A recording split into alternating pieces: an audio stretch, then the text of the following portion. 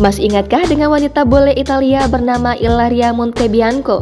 Kisah cinta Ilaria Montebianco dengan seorang pria lokal asal Batang, Jawa Tengah, Zulfikar, viral tahun 2017 lalu. Demi cinta, Ilaria Montebianco nekat datang dari benua berbeda ke desa Teragung, Batang untuk bertemu dengan sang pria pujaan.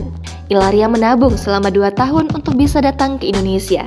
Melansir Kompas.com, kisah cinta Ilaria dan Zulfikar berawal dari jejaring sosial media Facebook di tahun 2015. Walau lewat Facebook, Zulfikar mengaku langsung timbul rasa sayang terhadap bule Italia itu.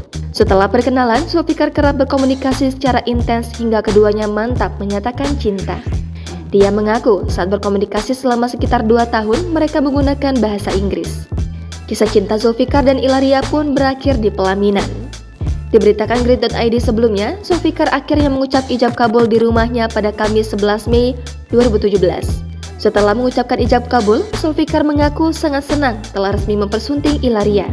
Dia mengatakan setelah pernikahan tersebut, pihak keluarga akan segera mengurus kepindahan warga negara Ilaria. Sayangnya, saat ini kabar Ilaria dan Zulfikar seolah nyaris tak terdengar lagi. Seperti apa ya kehidupan Ilaria dan Zulfikar saat ini? Jangan lupa subscribe, share, komen, dan like ya!